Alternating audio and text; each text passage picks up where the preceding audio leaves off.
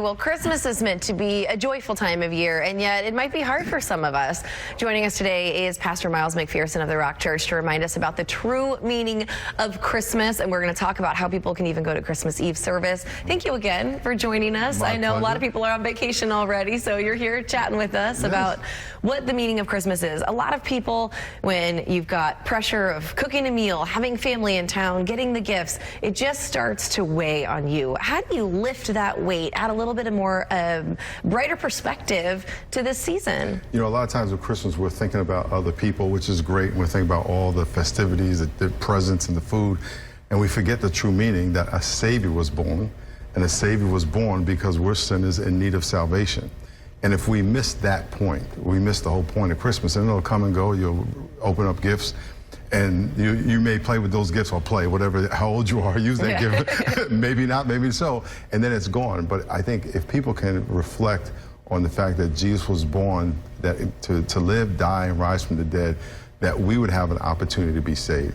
If we can focus on that and accept his love and accept the salvation that he offers us, then we can take advantage of what Christmas is really all about. And I think for parents of littles, they're trying to teach these very simple lessons during the holidays too, right? Better to give than to receive is at least what I'm trying to do. Sometimes there's just so many things happening and all these gifts under the tree.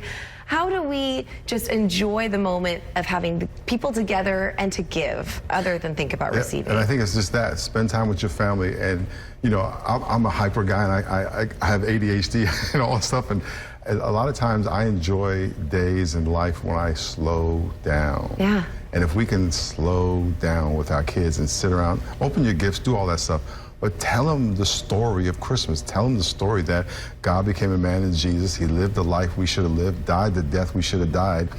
3 days later, he rose from the dead, proving that he was the Son of God. Tell our kids that story, because that's really what it's all about. If we allow them to be continually deceived to think it's about trees and toys and presents, but there's something more magical. What's really magical about it is that a Savior was born. So if parents can spend time, go to church and hear the story and be able to explain it, it's going to be the most important decision that kids ever make in their life, is what are they going to do with the Savior that was born and died and rose from the dead for their sin. What do you do for Christmas Eve? What is the Rock Church putting on? Christmas Eve, we're having services at Point Loma 4 and 6 p.m. At all the other campuses 6 p.m., 4 p.m. They can go to our website, strock.com/Christmas for information.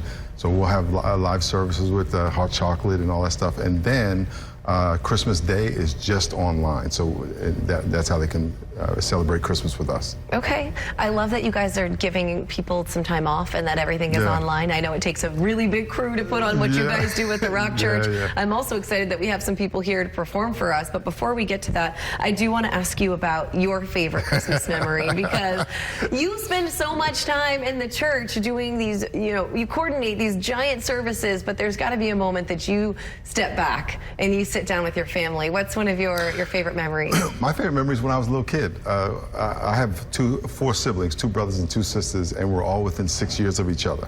So Christmas Eve, we were all in the bathtub together. My wife, my mom was doing one bath right before, and my dad came to the window, ho, ho, ho, and we all ran out the tub naked to go to our bed, because we didn't want Santa to see that we were awake. I mean, that's a memory that all my brothers and sisters have for all these years. But as a little kid, that was my probably best memory, because it was hilarious. It is so funny. And this time of year is so magical, and I do hope that we can all, I'm guilty of giving the to-do list of all of the things to do in San Diego, and sometimes it can be a little overwhelming. So I do hope that people just take a step back, enjoy maybe the 1 or 2 Christmas festivities, and then make sure that not only do they get to church, but then get to sit down with their families and just enjoy that time together. Yeah, so don't miss the point. Don't miss that. It's really about Jesus. That's really what it's about. We sing songs about him, but he really came, he really lived, he really died, he really rose from the dead. That's what this is about. And hopefully it'll make us feel better when the day, it's always Christmas Day when everything's unwrapped and then it's over and you're like, oh, we spent so much time to do all of that, you know? So the reason for the season, absolutely.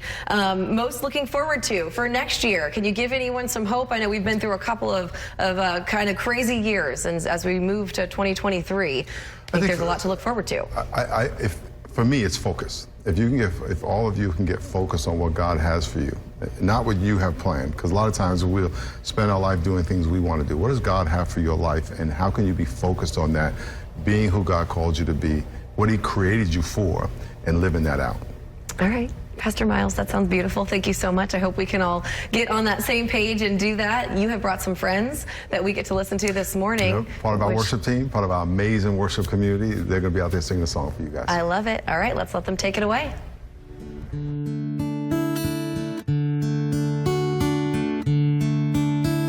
Silent night, holy night. All is calm, all is bright. Round yon virgin mother and child, holy infant, so tender and mild, sleep in heavenly peace, sleep